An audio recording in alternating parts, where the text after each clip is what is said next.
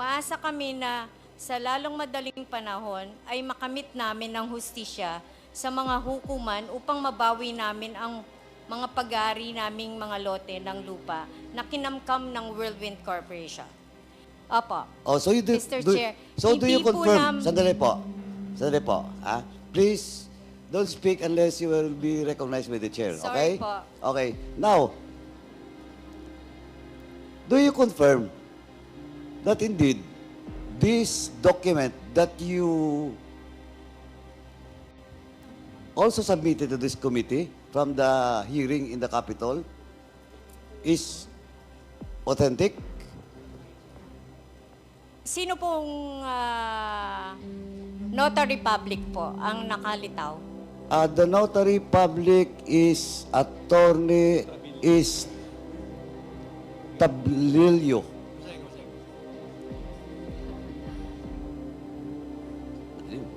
Tama. Attorney Estrabillo. Ano po, may certification na po si Attorney Laila May Estabillo na sinabit po sa amin na hindi po niya ina-acknowledge yung board resolution na yan. At hindi po namin po lagda yung mga nakikita po dun sa board resolution October 25, 2019.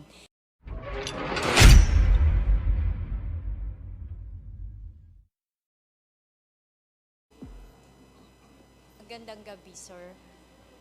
Sir, pwede po akong humingi ng permiso na basahin po yung opening statement ko. Short lang po, Mr. Chair. Sige, yan ba ay maiksi lang?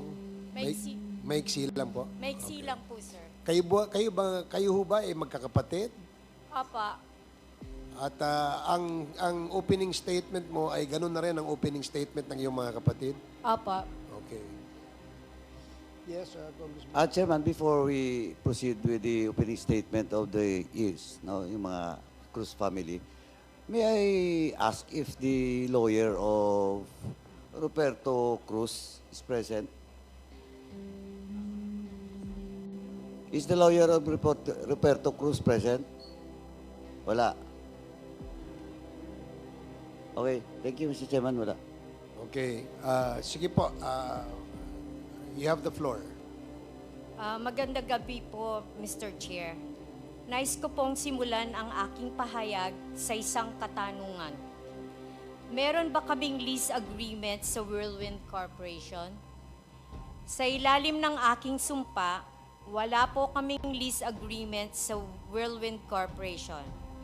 Wala din kaming anumang transaksyon sa Lucky South 99.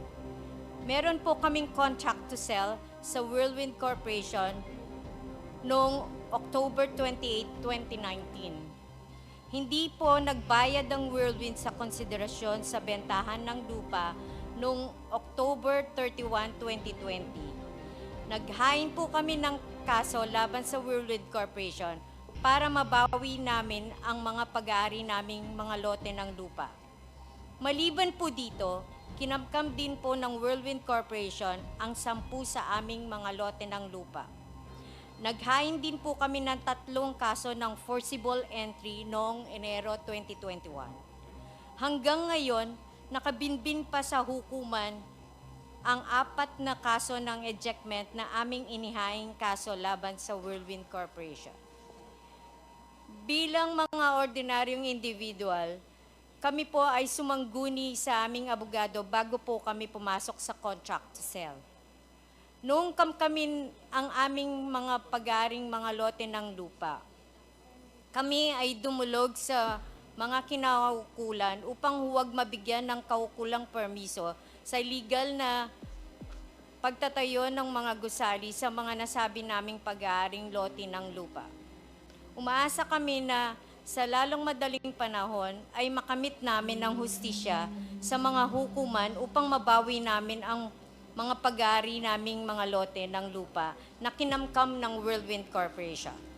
Nakakalungkot man na idinaan namin sa legal na pamamaraan ang mga naging hakbang namin para mabawi ang pag-aari naming lote ng lupa, ay nadawit kami sa ganitong usapin.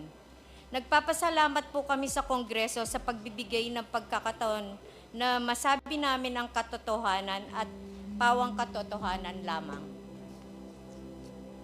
Salamat po. Salamat po.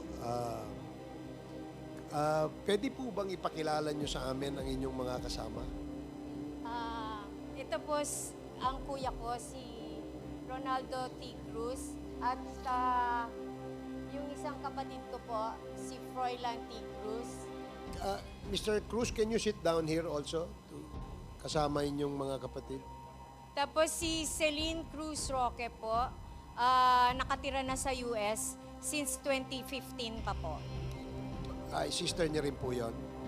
Sister ko po. Hindi siya related kay Attorney Roque. Hindi po. Kasi Roque rin yung apelido. Hindi po. Okay. Mr. Chairman, Okay. biyasa kong Kapampangan. Opo. Kapampangan ko talaga. Opo. Thank you, Mr. Chairman. Okay. So, Congressman Dan Fernandez, you're recognized. So the reason why you were invited here, actually, this is beyond the scope of the investigation already because your case is within the jurisdiction of the court already. Opo. And I think we remember the time that was manifested by Attorney Roque that merong awayan yung magkakapatid, saka yung tatay nyo, saka yung kapatid nyo, kayong magkakapatid against your father. Is it correct? May family issues po kami, Mr. Chair. Oo, so yung father nyo, si Roberto Cruz, he was the one who contracted with Whirlwind Corporation. Am I right? Dun sa contract to sell, patungkol po dun sa 4 na lote ng lupa, yun po, pumayag po kami dun sa, contract to sell na 2. Patungkol po dun sa 4 na lote ng lupa. So in other words, you were paid for that 4 lots together with your father. Nabayaran po kami pero hindi po bayad ng At yung buo. 4 lots pong yon ay consisting of how many hectares? Hold on po. Kasi you were saying... Yung sa 4 lots po, Hindi na natin issue masyado. 52,513 square meters po. So yung 4 lots is 5.2 hectares. So you were still talking about 10 lots, di ba? Meron pang 10 lots. Apa, So yung 10 lots, not yet paid by the Whirlwind. hindi pa po. Uh, Yun po yung inokupahan po nila na walang permiso sa amin. so Yung 10 yun. the 10 lots that were occupied by Whirlwind is under the Court of Appeals. Apa, Okay. Mr. Chair. So Mr. Chairman, I think Sa MTC po yun, as MTC, trial court. Apa. was there already a decision by, I think there's a resolution that was given to us by 5th Division, GR number 180319. Are you familiar with this? Opo, yung sa Court of Appeals po. So what's the decision of the Court of Appeals? Bale po, na-dismiss po yung Yung yung petition. petition for Ng, annulment Whirlwind. of judgment. Okay. So Mr. Chairman, Mr. Chairman, just a quick interjection. go ahead, Congresswoman Janet. May we know when the Cruz family sold or had signed a contract to sell with Whirlwind, who was the representative of Whirlwind? Sino po ang kaharap or kausap nila? Nung nagpirmahan po kami sa contract to sell, si Cassandra Leong lang po yung nandun. Kaya ang sabi po nila, magsasubmit na lang po daw ng notaryadong contract to sell yung Whirlwind Corporation. Pero Isa hindi lang po siya, natu- ma'am, Mr. Chair. Kasi sa Cassandra Leong lang, isa lang po. Opo. hindi po natupad na binalik sa amin na notaryadong contract to sell. Mr. Chair, Your Honors, ang kaharap nila ay si Cassandra Leong. Meron po ba siyang special power of attorney to represent Whirlwind Corporation? That time, wala po. So, Mr. Chair, pwede po nating matanong yung iba nilang kausap. Let's say, who issued the check or the payment to you in behalf of Whirlwind Corporation? Dun sa initial deposit po, ang tumanggap po nun ang aming ama. So, wala po kayong nakita Ginoong kung Roberto sino? L. Cruz. At ang cheque ay galing sa kumpanya or galing sa isa or sinong tao, Mr. Chair? Basta po binigay lang po sa amin ni Mr. Cruz yung parte namin.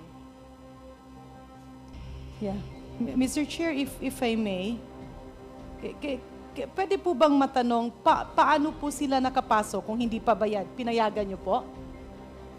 Pumasok po. Di ba may property kayo? Sabi niyo, 5.2 hectares ang binenta, pero ang total niyo na lupa ay 10 hektarya. Kung bakit po Paano sila nakapasok dito sa portion na hindi pa Nakapagtayo. bayad? Dahil po dun sa contract to sell po. So may contract to sell, hindi pa na binayaran, nakapasok na sila. Tama Na po ba, ano? ma'am, Mr. Chair? Bali po, Para po malaman natin, kasi malamang baka meron pang ibang mga personalities involved. Sino ang kausap sa lokal? Sino ang kaharap na abogado?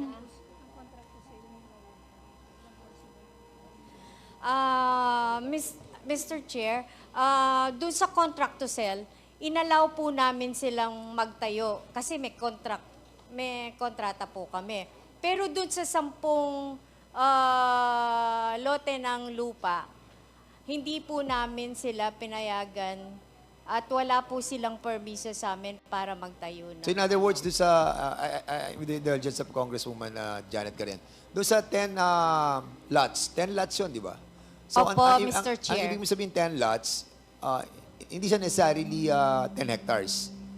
Or 10 hectares siya. Hindi po. So how many hectares are we talking about? 69,800 square meters So po yun. 6.9 hectares. We're talking about 6.9 hectares. Opo, Mr. Sa 10 Chair. lots. Opo. At sa 10 lots na yon, pumasok sila. How many buildings were constructed on that 6.9 hectares? Kasi meron tayong, I think, 42 buildings there, di ba? So how many buildings were constructed on the 10 lots? Hindi po namin alam yun, Mr. Chair, kasi ang nakikita lang po namin, isang diretso lang po na gano'n. So you were not able to secure the place wherein you are the owner of the property. Is that what you're trying to say to us? Dun sa 10 lote ng lupa, maliban po kasi sa paglalagay po namin na no trespassing sign, naghain din po kami ng 4 ejectment cases at sumulat din po kami ng maraming sulat sa LGUs ng PORAC na patungkol sa illegal na pagtatayo po ng gusali ng Whirlwind So Corporation. when did you start the filing of cases against them? During the time that it was already they were already beginning the construction or prior to the commencement of the construction of the different buildings? Nung nag-umpisa na po kaming magpadala ng demand letters ng year 2020. 2020. Mr. Chair, tapos nag-file po kami ng kaso simula nung January 2021. So with all of these issues that we are talking about, yung tatay niyo po ang nakakontrata sa Whirlwind. In other words, even the 10 lots, tatay niyo ang nakakontrata. Hindi po namin alam. Kasi kami, wala kaming kahit anong lease agreement transaction sa Whirlwind Corporation. Attorney Roque, you are with Whirlwind Corporation. So, Yes, Mr. I Chair. think you are knowledgeable about the issue, no? So, yung 10 lots na pinag-uusapan, may kontrata ba si Mr. Ruperto Cruz with Whirlwind? The original contract of lease was entered into by Mr. Roberto Cruz and Whirlwind, Your Honor. So, they have contract. They have a contract. And the contract to sell came about as a compromise agreement after cases for ejectment had already been filed. Oh. Mr. Chair, hindi so in- po Ah? totoo yun. Kasi wala po kaming lease agreement na transaksyon sa Whirlwind Corporation. So, you trying to tell us that Attorney Harry Roque is lying? Wala po talaga kaming lease Can you contract give us transaction. yung ano po, yung Mr. Chair. documents with regards to that ejectment? Meron po ba kayo? Mi- Mr. Chair, baka pwede mo na ring matanong, did they issue any special power of attorney in Chairman, relation Mr. to Chairman, Roberto, Mr. Chairman. Roberto, yes. Mr. Chairman, I've been waiting for the past several minutes, no, to ask the Cruz family. Well, in fact, I just yield my slot to you. Now you're entertaining interjection from Congresswoman Garin. What's just asking the chairman, Mr. Chairman, I think... Okay, with the indulgence of Congresswoman Garin, Chairman Paduano is already heated up, and I'll be yielding my time to Congressman Paduano to explore more questions to the Cruz family, to the Cruz siblings. Congressman, perhaps you have the floor. Mr. Chairman, just for the record, it's the other way around. It is not you that give me your time. It is me that give you my slot because I was listed there first. Anyway, Mr. Chairman, ganito na po, Mr. Chairman. Ma'am, to the Cruz family, are you familiar with the unnumbered board resolution from your corporation? Yung pong unnumbered board resolution, nakita lang po namin yan nung provincial hearing naimbitahan po kami sa provincial hearing nung June 28, 2024. Binigyan po kami ng kopya ng board resolution, Mr. Chair, nung provincial hearing. Doon lang po namin nakita yung lease agreement and board resolution dated October 25, 2019. Okay. So, yung board resolution na hawak ko, October 25, 2019 din. But, eto po because your signature affects in this board resolution. The person, Roberto Cruz, which is your father, tama po ba? Tama po. Teresita Cruz, Yung mother ko po. mother mo, Ronaldo Cruz, Nila Di Guzman, Ako po. Froilan Cruz, and the only person was no signature is Celine Roque, which you have said that she's now in the U.S. Opo. Oh, so you do, Mr. Chair, so do you hindi po confirm? Sandali po. Please, don't speak unless you will be recognized by the chair. Sorry Okay? po. Okay. Now, do you confirm that indeed this document that you also submitted to this committee from the hearing in the Capitol is authentic? Sino pong notary public po ang nakalitaw? The notary public is attorney is Tablilio. Madilim. Tama. Attorney Estrabillo. Ano po, may certification na po si Attorney Laila May Estabillo na sinabit po sa amin na hindi po niya ina-acknowledge yung board resolution na yan. At hindi po namin po lagda yung mga nakikita po dun sa board resolution, October 25, 2019. Anyway, do you have a copy of that certification coming from the notary public that Yes, Mr. Chair. please submit that document to this committee? Yes, Mr. Chair. Mr. Chairman, can we ask the COMSEC to secure the copy of the certification from the notary public in the person of Attorney Estrabilio? Please. Okay. Now, so you denied that walang nangyaring board meeting or board resolution. Hindi po kami humarap So, in sa short- Notary Public at hindi po namin lagda yung nasa board resolution dated October 25, 2019. At may sarili po kaming mga abogado. Okay. No.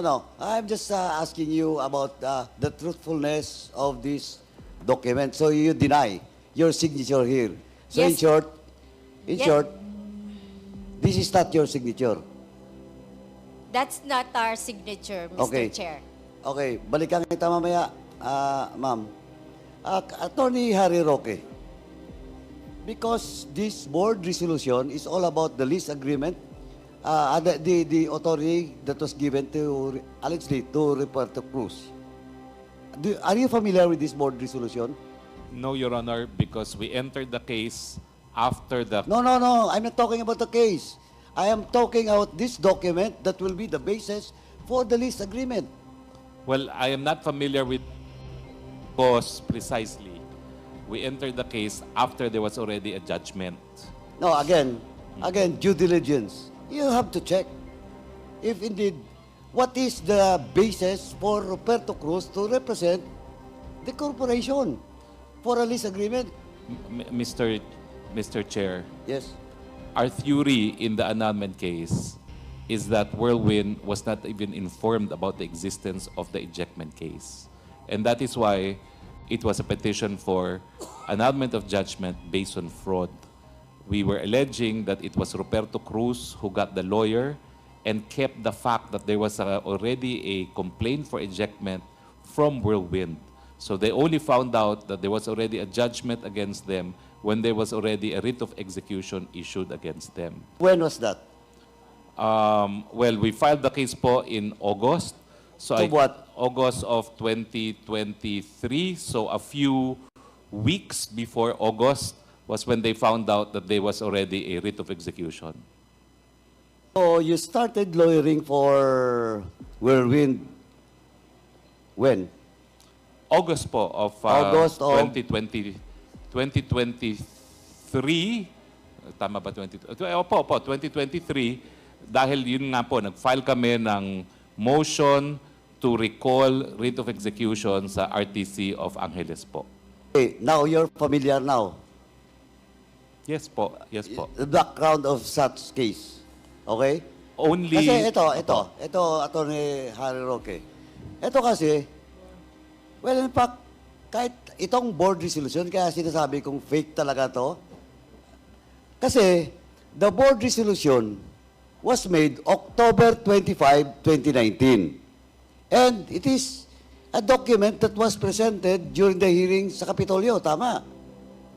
Tama po? Yes, Mr. Okay. Chair. Now, but the lease contract, Mascareñas, sagutin mo to mamaya.